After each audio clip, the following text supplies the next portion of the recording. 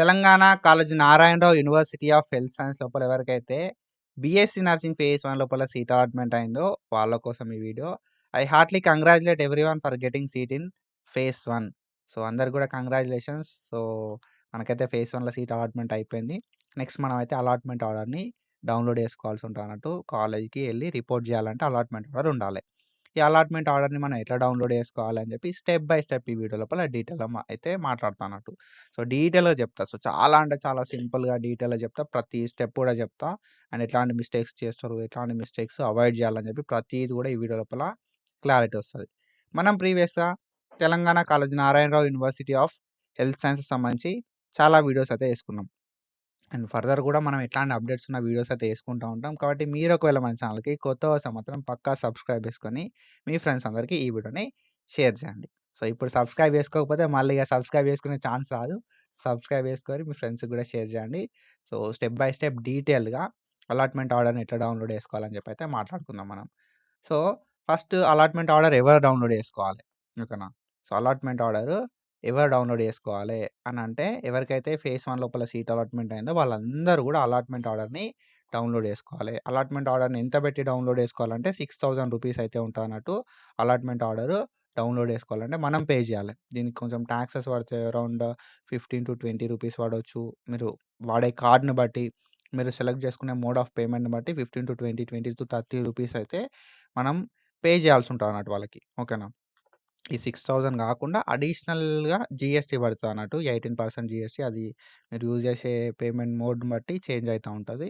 So, అదొకసారి చూసుకొని payment అయితే చేసేసుకోవాల్సి ఉంటదన్నట్టు. కొన్ని మిస్టేక్స్ చెప్తా బ్రో. ఎందుకంటే most of the people come to me after telling that ఏందంటే, "అన్న నేను పేమెంట్ చేసినా, అమౌంట్ కట్ అయింది. కానీ అలాట్‌మెంట్ అనేది జనరేట్ కాలే" అంటారు. ఓకేనా? అలాట్‌మెంట్ ఆర్డర్ అనేది జనరేట్ కాలే అంటారు. ఎందుకు? ద రీజన్ ఈస్ నేను ఫోన్‌లో చేసినా అని చెప్తారన్నట్టు. నేను ఫోన్‌లో చేసినా, లేకపోతే ట్యాబ్‌లో చేసినా, అలాట్‌మెంట్ ఆర్డర్ అనేది పేమెంట్ అయిపోయింది. అమౌంట్ కూడా కట్ అయినాయి. కానీ అలాట్‌మెంట్ ఆర్డర్ అనేది జనరేట్ కాలే అంటారు. ఈ ఫోన్‌లల్ల, ట్యాబ్‌లల్ల చేస్తే ఏమైతది కదా అంటే, ఇంటర్నెట్ కనెక్టివిటీ అనేది స్టేబుల్‌గా ఉండదు ఫస్ట్ థింగ్. ఓకేనా? ఇంటర్నెట్ కనెక్టివిటీ అనేది స్టేబుల్‌గా ఉండదు కాబట్టి, సో, దానివల్ల మనకు ఏమైతది అంటే పేమెంట్ అనేది ఆహ్, అయిపోతది. ఓకేనా? పేమెంట్ అనేది అయిపోతది. అమౌంట్ అనేది డిడక్ట్ అయితది. ఆహ్, మన అలాట్‌మెంట్ ఆర్డర్ అనేది జనరేట్ కాదన్నట్టు. అండ్ వన్ మోర్ థింగ్ ఏమైతది కదా అంటే, ఈ ఫోన్ స్క్రీను, ఈ ట్యాబ్స్ స్క్రీను కొంచెం చిన్నగుంటాయి కాబట్టి, మన లైక్ టచ్ అయినా రిఫ్రెష్ అయితది. ఫోన్ లోపల మీరెప్పుడైనా అబ్జర్వ్ చేస్తే, చిన్నగా మనకు చేతికి స్వెట్ ఉండి, చిన్నగా టచ్ అయినా కూడా బ్యాకెళ్ళిపోవడము, రిఫ్రెష్ అవ్వడం అయితా ఉంటదన్నట్టు. అట్లా అవ్వడం వల్ల ఏమైతదంటే, పేమెంట్ అనేది డిడక్ట్ అయితది. కానీ అలాట్‌మెంట్ ఆర్డర్ అనేది జనరేట్ కాదన్నట్టు. ఓకేనా? సో, అట్లా థింగ్స్ అయితే అయితా ఉంటాయి కాబట్టి, ఫోన్‌లల్ల, ట్యాబ్‌లల్ల అవాయిడ్ జేయుర్రి. Use laptop. ల్యాప్‌టాప్ యూజ్ జేయుర్రి. పీసీ, సిస్టమ్ అంటా ఉంటాం. యూజ్ జేయుర్రి. ఓకేనా? యూజ్ జేసి చేసేసుకోర్రి. ఇప్పుడు ల్యాప్‌టాప్స్ అయితే మాక్సిమం పీపుల్ దగ్గర ఉంటున్నాయి గాబట్టి, సో, ల్యాప్‌టాప్ యూజ్ జేసి చేసుకోర్రి. మీకు తెలిసిన వాళ్ళనన్నా అడిగి చేసుకోండి. ఎందుకంటే ₹6000 బ్రో. ఓకేనా? రూ. 6000 మళ్ళా మనం ఆ టెక్నికల్ టీమ్‌కి ఫోన్ జేసి, వాళ్ళతోటి మాట్లాడి, అదంతా ట్రాన్సాక్షన్ ఐడీ దెలుసుకొని, ఇవన్నీ గూడా అయితాయన్నట్టు. అంత ప్రాసెస్ ఎందుకు చెప్పు తలకాయ నొప్పి. ఇంకా సో, సింపుల్‌గా కావాలంటే సిస్టమ్ లోపల ఏసుకోరి. ఫోన్‌ల జోలికి, ట్యాబ్‌ల జోలికి పోకుర్రి. సో, అది నా అడ్వైసు. ఫోన్‌లలో ఏసుకోవచ్చు, ట్యాబ్‌లలో ఏసుకోవచ్చు అని చెప్పి ఏసుకున్నారనుకో తర్వాత 6000కి ఆగమైతారు మళ్ళా. చిన్న అమౌంట్ కూడా కాదు. పెద్ద అమౌంట్ అది మళ్ళా. ఓకేనా? సో, అది అండ్ ఎట్లా చేయాలి మరి? అలాట్‌మెంట్ ఆర్డర్‌ని ఎట్లా డౌన్‌లోడ్ చేసుకోవాలంటే ఫస్ట్ ఇది మన వెబ్‌సైట్. ఓకేనా? టీఎస్‌పారామెడ్.టీఎస్‌సీహెచ్‌ఈ అంటాం. ఈ వెబ్‌సైట్ లోపల మనకిక్కడ చూపెడుతుంది గదా! వెబ్ అలాట్‌మెంట్స్ ఫేజ్ 1 అని జెప్పి. దీని మీద మనం ప్రెస్ చేయాల్సి ఉంటదన్నట్టు. ఆన్‌లైన్ అప్లికేషన్ అని చెప్పి ఒకటుంటది. వెబ్ కౌన్సెలింగ్ అని చెప్పి ఒకటుంటది. మనకు గావాల్సిందేంటంటే వెబ్ అలాట్‌మెంట్స్ కాడికి రావాలి మనం. ఓకేనా? వెబ్ అలాట్‌మెంట్స్ ఉంది గదా! దీని మీద మనం ప్రెస్ చేయాల్సి ఉంటదన్నట్టు. ప్రెస్ చేసేతోటే మనకేందంటే పోర్టల్ అనేది ఇట్లా ఓపెన్ అయితది. ఓకేనా? పోర్టల్ అనేది ఇట్లా ఓపెన్ అయితదన్నట్టు. స్టూడెంట్స్ అని జెప్పి ఇక్కడ మన కింద డౌన్‌లోడ్ ప్రొవిజనల్ అలాట్‌మెంట్ అని జెప్పి ఉంటదన్నట్టు. సో, దీని మీద మనం ప్రెస్ చేయాలి. ఓకేనా? స్టూడెంట్స్ డౌన్‌లోడ్ ప్రొవిజనల్ అలాట్‌మెంట్ అని ఉంటది. మన కింద web allotments for phase 1 released అని జెప్పి ఉంటదన్నట్టు. సో, మనకి ఇట్లా దీని మీద మనం ప్రెస్ చేస్తుంటే మనకు పోర్టల్ అనేది గిట్లా ఓపెన్ అయితదన్నట్టు. ఓకేనా? యూనివర్సిటీ ఫీ పేమెంట్ ప్రొసీజర్ అని జెప్పి. సో, వాళ్ళేం జెప్తారు గదా! అంటే యూనివర్సిటీ ఫీ పేమెంట్ ప్రొసీజర్ లోపల నువ్వు అలాట్‌మెంట్ ఆర్డర్‌ని డౌన్‌లోడ్ చేసుకోవాలంటే you can download with debit card. ఓకేనా? డెబిట్ కార్డ్ తోటి నువ్వు డౌన్‌లోడ్ చేసుకోవచ్చు. క్రెడిట్ కార్డ్ తోటి డౌన్‌లోడ్ చేసుకోవచ్చు. అండ్ ఇంకా కొన్ని పేమెంట్ మోడ్స్ అయితే ఉన్నాయన్నట్టు. లైక్ నెట్ బ్యాంకింగ్ అని చెప్పి, ఓకేనా, వాలెట్స్ అని చెప్పి కొన్ని ఉన్నాయన్నట్టు. By that also you can download your allotment order అన్నట్టు. ఓకేనా. సో, అలాట్‌మెంట్ ఆర్డర్‌ని డిఫరెంట్ వేస్ లోపల డెబిట్ కార్డ్ తోటి చేసుకోవచ్చు, క్రెడిట్ కార్డ్ తోటి చేసుకోవచ్చు. ఇంకా వేరే పేమెంట్ మోడ్స్ ఉన్నాయి. ఆ పేమెంట్ మోడ్స్ నుండి కూడా చేసుకోవచ్చన్నట్టు. సో, ఇదంతా ప్రాసెస్ లోపల నువ్వు పేమెంట్ చేసే టైం లోపల ఎప్పుడు కూడా రిఫ్రెష్ చేయకు. ఓకేనా. రిఫ్రెష్ చెయ్యకు. అండ్ దాంతో పాటుగా బ్యాక్ అనేది పోకు. ఓకేనా. బ్యాక్ అనేది పోకు. రిఫ్రెష్ అనేది చెయ్యకు అని చెప్పి మనకిక్కడ చెప్తున్నారన్నట్టు. సో, ఎందుకు అనంటే ఏమైతది గదా అంటే ఇప్పుడు నువ్వు బ్యాకెళ్ళడం వల్ల, రిఫ్రెష్ చేయడం వల్ల పేజ్ అనేది కొత్తగా స్టార్ట్ అయితాదన్నట్టు.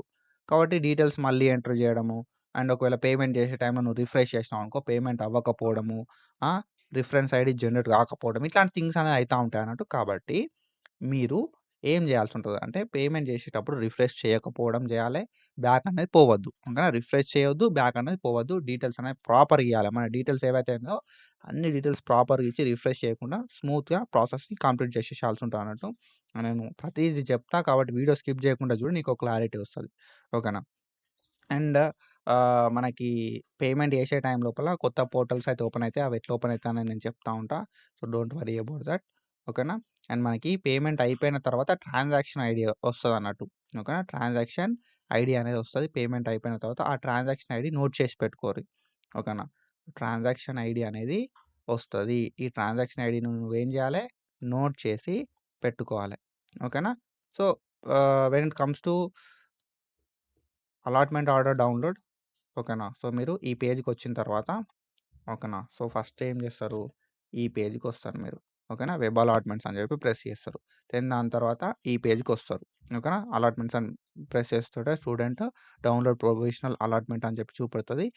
లోపల మీరు ప్రెస్ చేస్తుంటే పోర్టల్ అనేది ఇట్లా ఓపెన్ అయితది. ఇన్‌స్ట్రక్షన్స్ చెప్తాయి. ఇన్‌స్ట్రక్షన్స్ అన్నీ చూసుకుంటాం అన్నట్టు.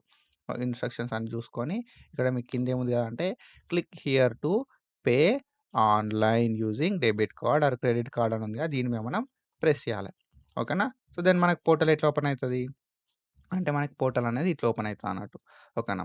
సో, మనకి రూల్ నంబర్ అని జెప్పుంటది. అండ్ ర్యాంక్ అని జెప్పుంటది. మొబైల్ నంబర్ అని జెప్పుంటది. రిజిస్ట్రేషన్ నంబర్ అని జెప్పుంటదన్నట్టు. ఓకేనా. Roll number, rank, mobile number, registration number. ఈ రూల్ నంబర్ అంటే ఏంది? అంటే మనం ఆల్రెడీ కేఎన్ఆర్, యూహెచ్ఎస్‌కి అప్లై చేసుకున్నామా? కేఎన్ఆర్, యూహెచ్ఎస్‌కి ఆన్‌లైన్ అప్లికేషన్ పెట్టుకున్నామా? ఈ ఆన్‌లైన్ అప్లికేషన్ పెట్టుకున్నప్పుడు మన మొబైల్ నంబర్‌కి, ఓకేనా, మన మొబైల్ నంబర్‌కి ఈ రూల్ నంబర్ అనేది మెసేజ్ వచ్చుంటది ఆల్రెడీ. ఓకేనా. So, Kaloji Narayana Rao university of health sciences ప్రకారం అప్లై చేసుకున్న వాళ్ళు ఎంతమందున్నారు అని చెప్పి తెలుసుకోవడానికి రూల్ నంబర్‌నయితే జనరేట్ చేస్తారంట వాళ్ళు. ఓకేనా. సో, నీకు ఈ రూల్ నంబర్ అనేది యూనిక్ ఉంటదన్నట్టు.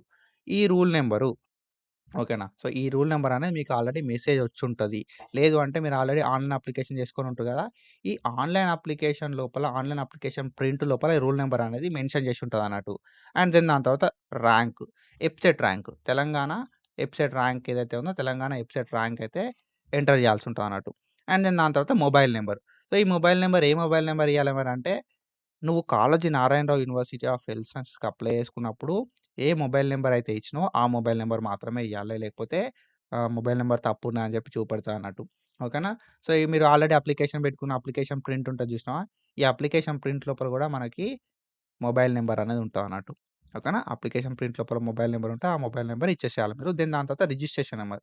ఏంది బ్రో ఈ రిజిస్ట్రేషన్ నంబరు అనంటే, ఈ రిజిస్ట్రేషన్ నంబర్ అనేది Kaloji Narayana Rao university of health సైన్స్‌కి అప్లై చేసుకున్నప్పుడు ఈ రిజిస్ట్రేషన్ నంబర్ కూడా మీకు మొబైల్‌కి మెసేజ్ వచ్చుంటదన్నట్టు. ఓకేనా. సో, ఇవన్నీ గూడా మన కాళోజీ నారాయణరావు యూనివర్సిటీయే. ఓకేనా. ర్యాంక్ ఒక్కటి మాత్రం ఎబ్సెట్ ర్యాంక్ అన్నట్టు. ర్యాంకు, ఎబ్సెట్ ర్యాంక్ అనేది ఇస్తాం. రూల్ నంబర్ అనేది కేఎన్ఆర్, యూహెచ్ఎస్‌కి అప్లై చేసుకున్నప్పుడు మన మొబైల్‌కొస్తది. అండ్ రిజిస్ట్రేషన్ నంబర్ గూడా మన మొబైల్‌కైతే వస్తదన్నట్టు. లేదంటే మెయిల్‌కి గూడా వస్తది. ఓకేనా. మెయిల్‌కి గూడా మనకి మెసేజ్ అనేది వస్తది. మెయిల్‌కి గూడా మనకు మెసేజ్ అనేది వస్తదన్నట్టు. ఆన్‌లైన్ అప్లికేషన్ పెట్టుకున్నప్పుడు ఆ డీటెయిల్సే మనం ఎంటర్ జేయాలి. ఇక నేను ఈ డీటెయిల్స్ అనేది ఇచ్చేసిన. ఓకేనా. ఇక్కడ నేను ఈ డీటెయిల్స్ అనేది ఇచ్చేసిన. రూల్ నంబర్ గావచ్చు, ర్యాంక్ గావచ్చు, మొబైల్ నంబర్ గావచ్చు, రిజిస్ట్రేషన్ నంబర్ గావచ్చు, ఇవన్నీ ఇచ్చేసి సబ్మిట్ కొట్టేసిన. సబ్మిట్ కొట్టుతోటి నాకు పోర్టల్ ఇట్లా ఓపెన్ అయితదన్నట్టు. ఓకేనా. ఇక్కడ నాకు పోర్టల్ అనేది ఇట్లా చూపెడతదన్నట్టు. ఏమని చూపెడతది అంటే tsparamed.tsche.in అని చెప్పి చూపెట్టి క్యాండిడేట్ డీటెయిల్స్ అని చెప్పి చూపెడతదన్నట్టు. ఈ క్యాండిడేట్ డీటెయిల్స్ లోపల మన పేరు చూపెడతది.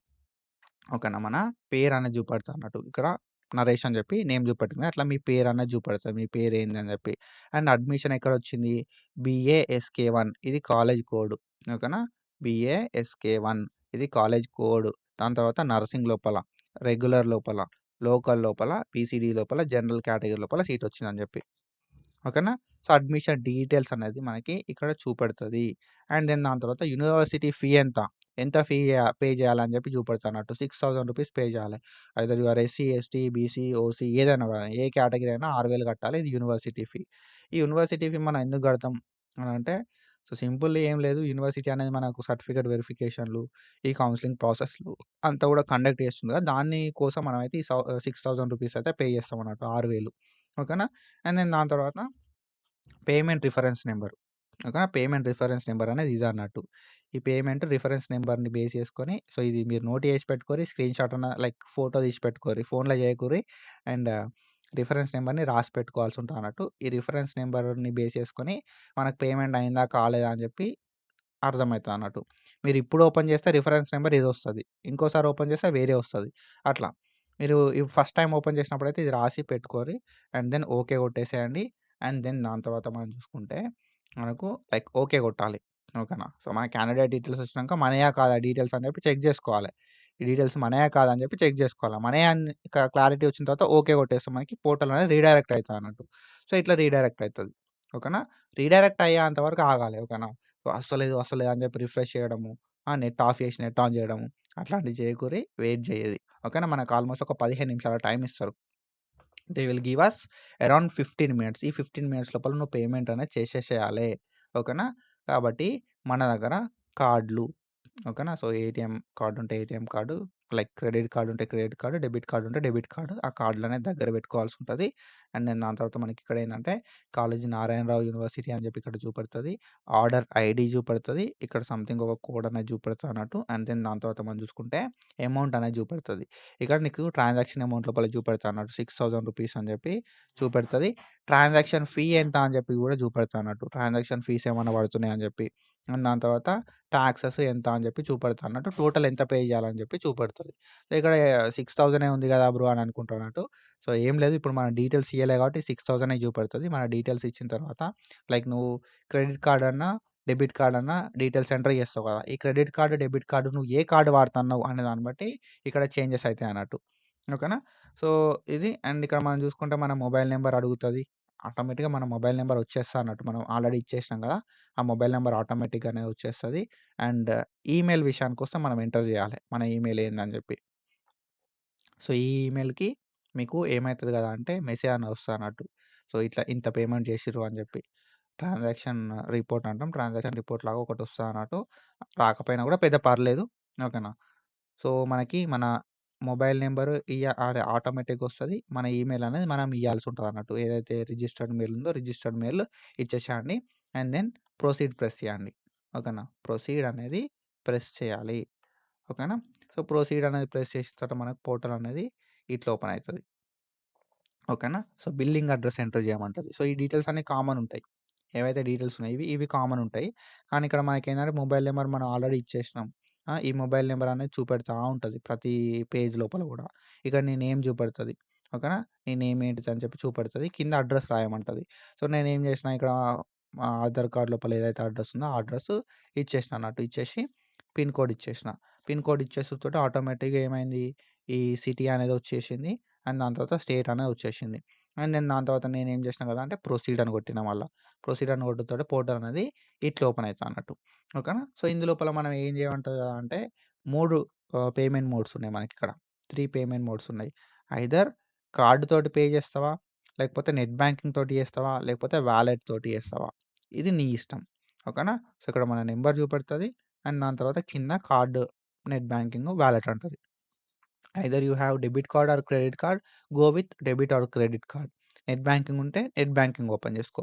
లేదు అంటే వాలెట్ ఉంటే వాలెట్. సో, ఇప్పుడు నేను కార్డ్ సెలెక్ట్ చేసుకుంటా. కార్డ్ సెలెక్ట్ చేసుకుంటే మనకి ఎట్లా చూపెడతది కదా! అంటే ఇట్లా చూపెడతది. ఓకేనా. నేను కార్డ్ సెలెక్ట్ చేసుకుంటే మనకి ఎట్లా చూపెడతది కదా! అంటే ఇట్లా చూపెడతది. ఓకేనా. సో, మనకిక్కడ టైం అనేది చూపెడతది. 10 నిమిషాల 52 సెకండ్లు లెఫ్ట్ అని చెప్పి మనకు టైం అనేది చూపెడతా ఉంటది. అండ్ ఇక్కడ మన మొబైల్ నంబర్ ఉంటది. అండ్ ఇక్కడ మనకి కార్డ్ డీటెయిల్స్. సో, నువ్వు డెబిట్ కార్డ్ అయితే డెబిట్ కార్డ్ డీటెయిల్స్ ఎంటర్ చేయి. ఓకేనా? డెబిట్ కార్డ్ నంబర్ ఎంటర్ చేయి. ఎక్స్‌పైరీ డేట్ ఎంటర్ చేయి. సీవీవీ నంబర్ ఎంటర్ చేయి. If you are using credit card, card number enter చేయి క్రెడిట్ కార్డ్‌ది, expiry date and expiry year and దాని తర్వాత సీవీసీ అంటాం. సీవీసీ నంబర్ ఎంటర్ చేసేసేయి. ఓకేనా? So, before completing your payment మీరు క్రెడిట్ కార్డ్ ఆర్ డెబిట్ కార్డ్‌తోటి చేస్తున్నట్టయితే అందరి దగ్గర ఏటీఎం కార్డులుంటాయి గానీ, కొందరివి మాత్రమే పేమెంట్‌లయితాయి అన్నట్టు ఏటీఎం కార్డ్ తోటి. సో, డిజిటల్ పేమెంట్స్ అనే ఒక ఆప్షన్ ఉంటది. డిజిటల్ పేమెంట్స్ అని జెప్పి. ఈ డిజిటల్ పేమెంట్స్ లోపల మనం ఏం జేయాల్సుంటది కదా అంటే, మన పేమెంట్‌ని మనం కంప్లీట్ జేసుకోవాలి. లైక్ అంటే డిజిటల్ పేమెంట్స్ లోపల ఆహ్, అందరి దగ్గర కార్డులుంటాయి బ్రో సింపుల్లీ. కానీ డిజిటల్ పేమెంట్స్ అనేది ఆన్ ఉండాలి మనకి. ఓకేనా? ఆన్ ఉన్నోళ్ళకి మాత్రమే పేమెంట్స్ అనేది అయితాయి అన్నట్టు. సో, ఈ డిజిటల్ పేమెంట్స్‌ని ఎట్లా ఆన్ జేసుకోవచ్చు అంటే త్రూ వాట్సాప్ మీరు డిజిటల్ పేమెంట్స్‌ని ఆన్ జేసుకోవచ్చు. మీకు ఇప్పుడు యోనో యాప్ ఉందనుకో, యోనో యాప్ త్రూ జేసుకోవచ్చు. లేకపోతే ఎస్‌బీఐ యాప్ ఉందనుకో, ఎస్‌బీఐ యాప్ తోటి చేసుకోవచ్చు. మనకి యాప్స్ ఉంటాయి గదా! సో, ఆ యాప్స్ త్రూ ఏం జేసుకోవచ్చంటే మన పేమెంట్స్ అనేది మీ దగ్గర ఏటీఎం కార్డ్ ఉంటే ఆ ఏటీఎం కార్డ్ త్రూ డిజిటల్ పేమెంట్స్‌ని మనం ఆన్ జేసుకొని, ఇట్లా పేమెంట్స్ అయితే ఆన్‌లైన్ లోపల చేసుకోవచ్చన్నట్టు. మాక్సిమం పీపుల్‌యి ఆఫ్ ఉంటాయి. కొంతమందియి మాత్రమే ఆన్ ఉంటాయన్నట్టు. And before completing your payment 6,000 limit అనేది చూసుకోరి. ఓకేనా? 6,100 మినిమమ్ రూ. 6,100 పెట్టుకోరి. Credit card or debit card. అది క్రెడిట్ కార్డా, డెబిట్ కార్డా అనే విషయాన్ని పక్కకు పెడితే 6,100 అనేది లిమిట్ ఉందా లేదా చూసుకోర్రి. ఓకేనా? 6,100 అనేది లిమిట్ ఉందా లేదా చూసుకోర్రి. అండ్ అట్లా లిమిట్ ఉంటేనేమో పేమెంట్ అనేది ఈజీ అయిపోతదన్నట్టు. ఓకేనా? అండ్ దెన్ మనం ఇక్కడ చూసుకుంటే ఇది సో, ఇక్కడ మనం చూసుకుంటే పేమెంట్ మోడ్స్ లోపల కార్డ్ అనేది చెప్పేసినా. కార్డ్ డీటెయిల్స్ చూసుకోర్రి. కార్డ్ డీటెయిల్స్ మనం ఇచ్చేసేయాల్సి ఉంటదన్నట్టు. ఓకేనా? సో, కార్డ్ డీటెయిల్స్ అనేది మనం ఇయ్యాల్సుంటది. అండ్ దెన్ దాని తర్వాత కార్డ్ లిమిట్ అనేది చెక్ చేసుకోవాలి. మన డిజిటల్ పేమెంట్స్ ఆన్ ఉందా లేదా చెక్ చేసుకొని through card, debit card or credit card తోటి పేమెంట్ అనేది కంప్లీట్ చేయాలి. లేదు అన్న సిట్యుయేషన్ లోపల you can go with net banking. Net banking తోటి కూడా మనం పేమెంట్ అనేది చేసుకోవచ్చన్నట్టు. సో, నెట్ బ్యాంకింగ్ తోటి పేమెంట్ ఎట్లా చేయాలి అనంటే ఆల్రెడీ నెట్ బ్యాంకింగ్ ఉన్నోళ్ళకి ఒక క్లారిటీ ఉంటది. నెట్ బ్యాంకింగ్ అంటే ఏంది అని చెప్పి. ఓకేనా? నెట్ బ్యాంకింగ్ అంటే ఏందంటే మనకంటూ ఒక సెపరేట్ ఐడీ ఉంటదన్నట్టు లాగిన్ ఐడీ. ఓకేనా? నెట్ బ్యాంకింగ్ మీద ప్రెస్ చేస్తే మనకి పోర్టల్ అనేది ఇట్లా ఓపెన్ అయితది. ఓకేనా? పోర్టల్ అనేది ఇట్లా ఓపెన్ అయితది. మనకిక్కడ ఎస్‌బీఐ అని చెప్పి ఉంటది. ఐసీఐసీఐ అని చెప్పి ఉంటది. హెచ్‌డీఎఫ్‌సీ అని ఉంటది. కోటక్ ఉంటది. యాక్సిస్, బ్యాంక్ ఆఫ్ బరోడా అని చెప్పి ఇట్లా మనకేందంటే ఈ బ్యాంకులు ఉంటాయన్నట్టు. ఇందులోపల మీకు ఒకవేళ నెట్ బ్యాంకింగ్ ఆల్రెడీ ఉంటే మాత్రం సో, ఏ బ్యాంక్ ఉంటే ఆ బ్యాంక్‌ని ప్రెస్ చేసేసేయాలి. నా దగ్గర కోటక్ నెట్ బ్యాంకింగ్ ఉంది. నేను కోటక్ నెట్ బ్యాంకింగ్ అనేది ప్రెస్ చేస్తా. ప్రెస్ చేసి పే నౌ అని చెప్పి కొడతా నేను. ఓకేనా? పే నౌ అని చెప్పి కొడతా. ఓకేనా? పే నౌ అని చెప్పి కొట్టుడుతోటి నాకు పోర్టల్ అనేది ఇట్లా ఓపెన్ అయితది. ఓకేనా? సో, ఇట్లా ఓపెన్ అయితదన్నట్టు. సో, మాకు మొబైల్ నంబర్ అని చెప్పి మొబైల్ నంబర్ తోటి లాగిన్ అయితే మొబైల్ నంబర్ తోటి లాగిన్ కావచ్చు. సీఆర్ఎన్ నంబర్ అని ఉంటదన్నట్టు. సీఆర్ఎన్ నంబర్ ఉంటే సీఆర్ఎన్ నంబర్ తోటి చేయొచ్చు. అండ్ యూజర్ నేమ్ ఉంటదన్నట్టు. యూజర్ నేమ్, పాస్వర్డ్ అని ఉంటదన్నట్టు. వాటితోటి మనం చేయొచ్చన్నట్టు. సో, ఇక్కడ మనకేందంటే ఒక పాస్వర్డ్ ఆర్ ఎంపిన్ అనేది ఉంటది. ఆల్రెడీ ఎవరికైతే నెట్ బ్యాంకింగ్ ఉంటదో వాళ్ళకి ఐడియా ఉండుంటది. పాస్వర్డ్ ఆర్ ఎంపిన్ ఉంటది. ఆ పాస్వర్డ్ ఆర్ ఎంపిన్‌ని మనం కింద ఇయ్యాల్సుంటది. మీద మొబైల్ నంబర్ సెలెక్ట్ చేసుకుంటే మొబైల్ నంబర్ ఇయ్యాలే.